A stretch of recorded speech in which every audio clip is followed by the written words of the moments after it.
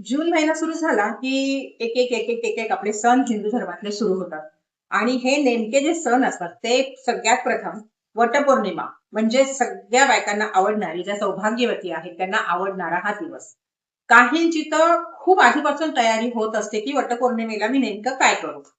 तर आज खूप सुंदर उपाय, रेमेडीज अशा पद्धतीने घेऊन आलेली आहे की ज्यांचे नवरे ऐकतही नसतील तर ते ऐकायला लागतील, किंवा ज्यांचे नवरे असे असतील की जे काही म्हणणं पटवून घेत नसतील, त्यांना कन्व्हिन्स करायला खूप वेळ जात असेल, तर तुम्हाला ते अगदी सोपं होऊन जाईल की तुमचे नवरे तुम्ही सांगितलेल्या गोष्टीवर विचार करून कन्व्हिन्स होतील. इतका सुंदर व्हिडिओ आहे. हा व्हिडिओ तुम्हाला शेवटपर्यंत पाहायचा आहे. मिस्टिकल एरा या माझ्या चॅनलमध्ये माझ्या सर्व लाडक्यावर अगदी मनापासून स्वागत आहे. तुम्ही छान असाल, मस्त असाल आणि माझे व्हिडिओ कायम पाहत असाल. तर मंडळी, सर्वात प्रथम आता 29 जूनला आपली वटपौर्णिमा येत आहे. वटपौर्णिमा ही कायम 2 दिवसाची असते, पण आपल्याला कायम उगवती पौर्णिमा ही पकडायची आहे. म्हणजे ज्या दिवशी पौर्णिमा उगवते, म्हणजे सपोज एक दिवस आधी रात्री पौर्णिमा चालू होते खूपदा, ठीक आहे, आणि दुसऱ्या दिवशी ती संध्याकाळी संपते. मग ती दुसऱ्या दिवशीची पकडायची, कारण सूर्य उगवताना ही पौर्णिमा ही चालू असते. त्यामुळे उगवती पौर्णिमा ही कायम पकडायची. तर आता वटपौर्णिमा म्हणजे खूप वेगवेगळ्या संकल्पना तयार झालेल्या आहेत याच्या.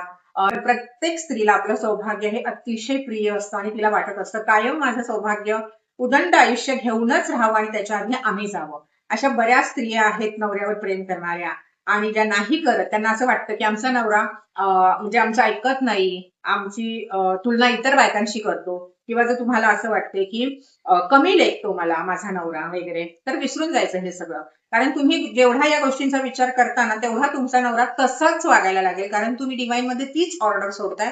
तुम्ही सबकॉन्शियसली तुमच्या माइंडमध्ये हे ठरवून ठेवलेलं आहे की माझा नवरा असा असा आहे आणि तो असाच राहणार, तो बदलू शकणार नाही. तर असं नाहीये मंडळी. कधीही लक्षात घ्या की व्यक्ती वाईट नसते, वेळ वाईट असते. किंवा नवरा बायकोची जोडी म्हटलं ना, की हिंदू धर्मामध्ये लक्ष्मी नारायणाचा जोडा असं संबोधलं जातं.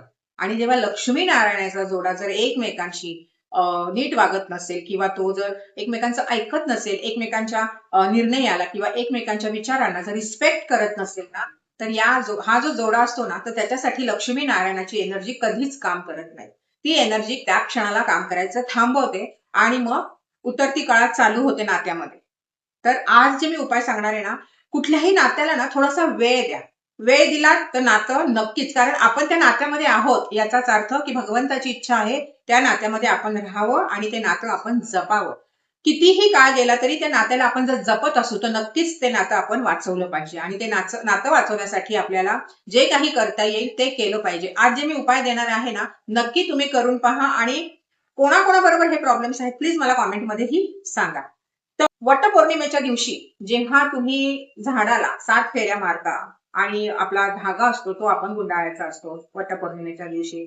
तर या दिवशी वडाची अतिशय सुरेख पूजा करावी. सुरेख म्हणजे तिथे नुसता दिवा लावतो आपण, तर नुसता दिवा लावू नका. तिथे साखर आणि पीठ हे मिक्स करून न्या, आणि इतकं तरी साखर मीठ आहे ना तिथे बुध्याला ठेवा. कारण तिथे तुम्ही नुसती वडाची त्या झाडाची पूजा करण्यापेक्षा तिथे बाकी जे जीव फिरत असतात त्यांनाही जर तुम्ही खायला दिलं तर त्यांनीही त्या झाडावर असलेल्या ज्या ऊर्जा आहेत त्यांचेही तुम्हाला आशीर्वाद मिळतील. बरं, आता जो धागा तुम्ही बांधणार आहात झाडाला ना, तर एक काम करायचं, त्या धाग्याला ना थोडसा एक रात्र पिवळ्या हळदीमध्ये ठेवून द्यायचं. म्हणजे सुकी हळद, ओली करायची नाही हळद, सुक्या हळदीत तो धागा ठेवून द्यायचा आणि त्याला हळद थोडी थोडी चोळायची आणि थोडंसं केसर टाकायचं आणि चोळून ठेवायचं. तो धागा दुसऱ्या दिवशी जेव्हा तुम्ही सगळी तयारी करता तेव्हा तशीच वाटी, ती जी तुम्ही हळदीत ठेवलेला धागा आहे तशीच ती वाटी तुम्हाला तुमच्या ताटात ठेवायची आहे. एकीकडे जे मी तुम्हाला आता सांगितलं की तुम्ही पीठ आणि साखर मिक्स करून घ्यायचा आहे, तो छोटीशी वाटी तुम्हाला बाजूला ठेवायची आहे. पण पूजा करणार आहोत दिवा लावून, तर तुपाचा दिवा नक्की लावायचा आहे. पण दिवा लावताना तुम्ही स्टीलचा किंवा असा कुठलाही न घेता तुम्ही मातीचा छोटीशी पंती घ्या आणि तो तिथे लावा. तो त्या दिव्याची सगळी तयारी तुम्ही तुमच्या ताटात ठेवा. किंवा आपण फेऱ्या मारणार असतो झाडाला ना, तेव्हा फक्त आणि फक्त श्रीम श्रीम श्रीम हा जप करायचा, कारण हा विष्णूला प्रसन्न करणारा जप आहे. त्यानं लक्ष्मीही प्रसन्न होईल. त्यामुळे तुम्हाला जे काही तुमच्या मनामध्ये तुम्ही ठरवून जे काही त्या झाडाला फेऱ्या मारून तुम्ही तुमची जे काही बंधन आहे 7 जन्माचं ते पुन्हा मागत आहात, त्याच्यासाठी कृपा आशीर्वाद तुम्हाला नक्की मिळतील. आणि जर तुमचा नवरा तुमच्याशी थोडासा कुठेतरी तुमच्या मनाविरुद्ध वागत असेल तर तो हळूहळू तुमच्या मनासारखं वागायला लागेल. तुम्ही फक्त फेऱ्या मारताना श्रीम श्रीम श्रीम हा जप म्हणायचा, पण सुरुवातीला लक्ष्मी मातेला नमस्कार करायचा, शेवटीही लक्ष्मी मातेला नमस्कार करायचा. ह्या सगळ्या तुमचं सगळी पूजा अर्चा होते तर 2 मिनिटं मात्र तुम्ही तिथे त्या झाडाजवळ बसायचं आहे. झाडाजवळ बसून डोळे मिटायचे आहेत आणि जे काही तुम्ही मनामध्ये त्या धागा बंधन करताना 7 वेळा ते बांधताना जो काही विचार केलेला आहे ना, तो तिथे बसून पुन्हा एकदा तो विचार पॉझिटिव्हली व्हिज्युअलाइज करायचा. मला खूप सुंदर अनुभव देणारा असा उपाय सांगणार आहे की जसं मी सुरुवातीला सांगितलं, काही नवऱ्यांच्या बाबतीत काही असेल असं, किंवा खूपदा बाईच्या मनामध्ये नवऱ्याविषयी तिरस्कार निर्माण झालेला असतो की वाटतच नसतं की हा माणसाशी मी बोलू वगैरे, असं जर काही होत असेल ना तर कृपा करा आणि त्या नात्याला ना चान्स द्या. त्या खूप जर काही आपल्याकडनं होत नसेल ना तर नवऱ्याला सांगायचं आज मला तुमच्याशी बोलायचंय आणि कुठेतरी जायचं, एकांत बघायचा. म्हणजे आजकाल तर पार्क आहेतच, तुम्ही दोघं तिथे बसून एकमेकांशी सुरुवातीलाच सांगायचं की मी कुठलंही तुम्हाला म्हणजे प्रवचन देणार नाहीये किंवा असं ना मी लेक्चर देते बायको वगैरे, तसं नाहीये. आणि तुम्हीही तसा ग्रह करून घेऊ नका. आज जे मी सांगणार आहे ना ते तुम्ही ऐका, पण तुम्हाला त्यातलं काही आवडलं नाही किंवा तुम्हाला वाटते की हे मी चूक बोलली ना तर ते तुम्ही मला सांगा. आपण इथे वाद करायला आलेलो नाही आहोत, आपण इथे बोलायला आलेलो आहोत. आपलं जे नातं आहे नवरा बायकोंचं, आपली मुलं वाढतात घरामध्ये ते पाहत आहे, त्यांच्याविषयी म्हणजे त्यांच्या मनामध्ये आपल्याविषयी काय भाव निर्माण होईल याचा विचार करून आज मी तुमच्याशी बोलायला आलेली आहे. कारण मुलं आपलं अनुकरण करतात, तर आपल्या मुलांसमोर आपल्या दोघांचं नातं खूप सुंदर आणि चांगलंच राहिलं पाहिजे. आणि त्यासाठी आपण आज बोलणार आहोत. हा जो वेळ आपण देतोय ह्या बोलण्यासाठी ना, त्या वेळेचं आणि आपण दोघंही एकमेकांशी जे बोलणार आहोत त्या विचारांचा रिस्पेक्ट आपण करूया आणि बोलूया. आणि मग तुम्ही तुमचं मत तिथे मांडा, ठीक आहे. आणि मग तुमचं सगळं बोलून झाल्यानंतर आणि मध्येच नवरा जर काही बोलत असेल तर तिथे 2 मिनिटं थांबा, त्याचं सगळं ऐकून घ्या. किंवा तो तुम्हाला सांगता येत असेल की आधी मी पूर्ण बोलून घेते, हवं तर असं करूया, आधी तुम्ही सगळं बोला की मी कुठे चुकते, माझं कुठे काय, तर आपलं नातं का खराब व्हायला लागलेलं आहे. अशा पद्धतीने दोघांनी संवाद साधा, कारण जिथे संवाद संपतो तिथे नातं कायम तुटायला लागतं, हे कायम लक्षात ठेवा.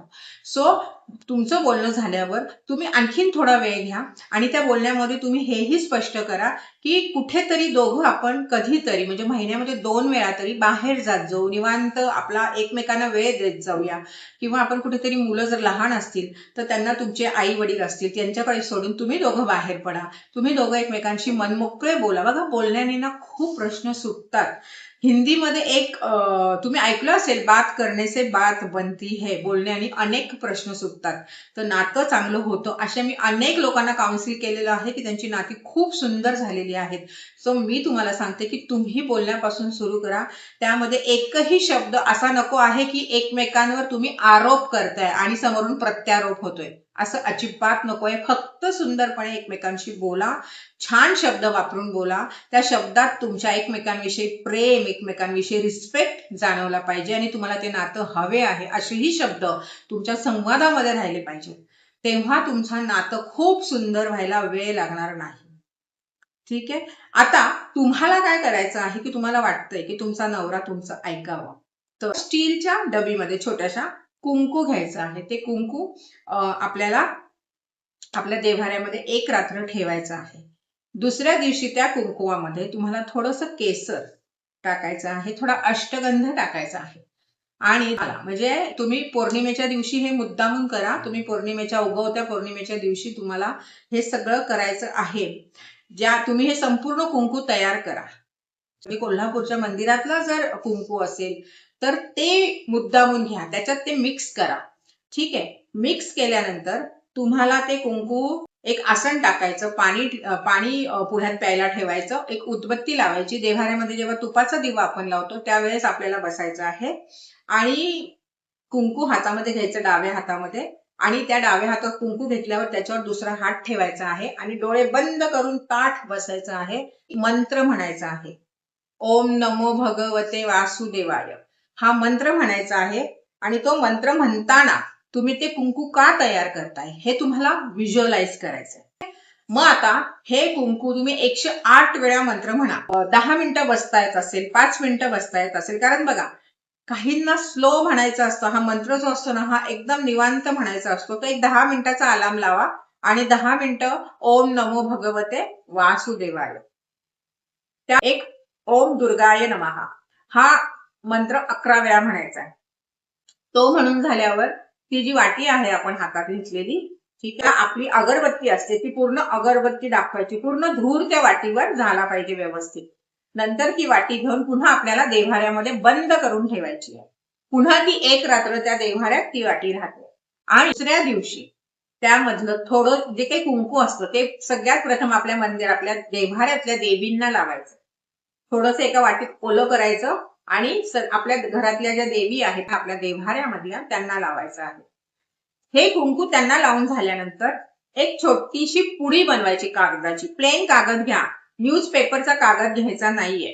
प्लेन कागद घ्या, त्याच्यामध्ये 1 चमचा कुंकू त्या पुडीमध्ये टाका. अशा जितक्या पुड्या बनतील ना तेवढ्या पुड्या त्या बनवायच्या आहेत त्या कुंकुवाच्या. आणि त्या सर्व पुड्या तुम्हाला एका प्लास्टिकच्या, म्हणजे पुड्या खूप बनल्या तर लक्षात घ्या, थोडस पुड्या बनवा 10-12 आणि त्या एका प्लास्टिकच्या पाऊच मध्ये टाका आणि झीप लावा त्याला आणि ती पुडी रात्री नवऱ्याच्या उशीखाली ठेवायची. नवऱ्याच्या उशीखाली ठेवून झाल्यानंतर दुसऱ्या दिवशी त्यातली एक पुडी काढायची. बाकी सगळं तुम्ही पुन्हा नवऱ्याच्या उशीखाली ठेवून द्यायचं आहे. बरं, नवऱ्याला कळलं तर काय होईल वगैरे असे बरेच जणांचे प्रश्न असतात. अशा वेळी नवरा डोकं ठेवतो तिथे गादी खाली ठेव आणि तुम्हाला वाटतं की नवरा गादी पण उचलून पाहिल, तर मग एक काम करायचं, तो पलंग असतो त्या पलंगाला खालच्या भागाला तुम्ही पूर्णपणे ते जे झिपर बॅग आहे ती चिकटवून टाका आणि जशी जशी तुम्हाला लागते त्यातली एक एक पुडी काढायची. त्या संपल्या तर पुन्हा नवीन बनवायच्या.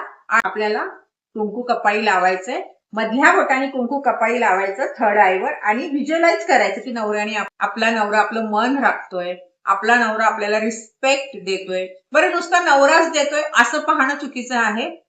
तुम्हीही नवऱ्याला रिस्पेक्ट देताय, तुम्हीही नवऱ्याशी हसून खेळून बोलताय, तुम्ही दोघं छान गप्पा मारताय, तुम्ही दोघं चहा पिताना छान गप्पा मारताय, मुलंही खुश आहेत, असा संपूर्ण संसार तुम्हाला तुमच्या नजरेखालनं घालायचा आहे. जेव्हा जेव्हा कुंकू लावाल ना तेव्हा तेव्हा हे करायचंच आहे. तुम्हाला मी सांगते की तुम्हाला 1-1.5 महिन्यामध्ये याचा इतका सुंदर अनुभव येईल की तुम्हाला स्वतःला जर मागे वळून पाहिलं तर असं वाटेल आपलं नातं इतकं खराब झालं होतं आणि कुठल्या गोष्टीवर आपण छोट्या छोट्या गोष्टींवर वाद घालत होतो, म्हणजे काय होतं हे, किती बालिशपणा होता हा, असं तुम्हाला जाणवायला लागेल. जेव्हा त्या पुडींमधलं संपेल तेव्हा पुन्हा तुम्हाला नवीन बनवायचं. ठीक झालं. पौर्णिमेला भारलं गेलेलं कुंकू जे तुम्ही आता मंत्र म्हणून वगैरे त्याला पूर्णपणे सिद्ध केलं. पौर्णिमेला आणखीन एक काम करायचं आहे की एक काचेचा बाउल किंवा तुमच्याकडे जर बॉटल्स असतील काचेच्या त्या भरून तुम्ही तुमच्या गॅलरीत ठेवा. पूर्ण रात्र ते पौर्णिमेत पाणी गॅलरीत राहिलं पाहिजे किंवा गच्ची असेल गच्चीत ठेवा, पण पाणी बंद करून पण काचेमध्ये ठेवायचं आहे. स्टीलमध्ये वगैरे पाणी ठेवायचं नाही. तुमच्याकडे काचेचा बाउल असेल त्याच्यात ठेवा. ते पाणी भारलं गेलं पाहिजे चारी बाजूंनी चंद्रप्रकाशामध्ये. ते पाणी पौर्णिमेचं म्हणजे फुल मूनचं पाणी हे भारलेलं पाणी असतं. नंतर ते पाणी तुमच्याकडे जर स्प्रे बॉटल असेल त्या स्प्रे बॉटलमध्ये भरून ठेवायचं आणि उरलेलं पाणी तुम्ही एका वेगळ्या बॉटलमध्ये ठेवून द्यायचं, कारण ते तुम्हाला नंतर वापरायला येईल. आणि ते जे स्प्रे बॉटलमध्ये भारलेलं जे पाणी आहे त्याला अगरबत्ती पूर्णपणे व्यवस्थित दाखवून तुमच्या घराच्या चारी कोपऱ्यांमध्ये ते पूर्णपणे त्याला स्प्रे करायचं आहे. आणि जिथे तुमचं बेडरूम आहे त्या बेडरूमचे चारी कोपरे आणि हलका स्प्रे तुम्हाला वरून आपल्या बेडवर पण करायचा आहे. ह्या खूप सुंदर अशा मी रेमेडीज तुम्हाला दिलेल्या आहेत. ह्या रेमेडीज करताना तुमच्या मनामध्ये प्रचंड प्रांजळ भाव, समर्पणाचा भाव हा हवे.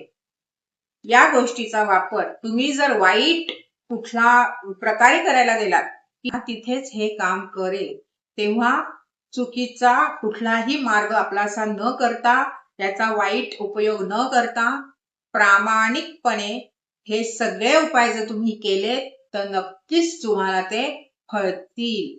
तर मंडळी, या व्हिडिओला जास्तीत जास्त लोकांपर्यंत पोहोचवण्याची सेवा मात्र तुम्ही करा, कारण अनेक जणांच्या आयुष्यामध्ये हा एक खूप मोठा प्रॉब्लेम आहे. त्यामुळे जास्तीत जास्त व्हिडिओला शेअर करा. व्हिडिओ तुम्हालाही आवडला असेल तर लाईक करायला विसरायचं नाहीये. कॉमेंट्स मध्ये मला सांगा तुमच्या घरामध्ये काय चाललेलं आहे, तुमचं नातं कसं आहे. अनेक वेगवेगळ्या विषयांवर तुम्हाला व्हिडिओ पाहायचे असतील तर नक्की सबस्क्राईब करा आणि बेल आयकॉनचं बटनही दाबायचं आहे, जेणेकरून व्हिडिओ पोस्ट होताच तुमच्यापर्यंत पोहोचेल. बरेच जणांचे मला प्रश्न येतात की मॅडम, आम्हाला काही गोष्टी तुमच्याकडनं खरेदी करायच्या आहेत तर काय करायचं. तर वेबसाईट आहे आणि तुम्ही डिस्क्रिप्शन चेक केलं तर तिथे काही लिंक्स आहेत. त्या लिंकवर फोन नंबर आहे, तिथे तुम्हाला मेसेज करायचा आहे. जर या गोष्टी वेबसाईटवर नसतील तिथे मेसेज करायचा, डायरेक्ट कॉल करायचा नाही, कारण माझ्या टीमला पण पटकन कॉल रिसीव्ह करणं हे जड जातं, कारण त्या त्यांच्या कामात असतात. तर तुम्ही मेसेज करायचा, त्याचं उत्तर मात्र तुम्हाला नक्की मिळेल. तर मंडळी, चला पुन्हा लवकर भेटू. तोपर्यंत छान राहा, मस्त राहा आणि माझे व्हिडिओ पाहत राहा.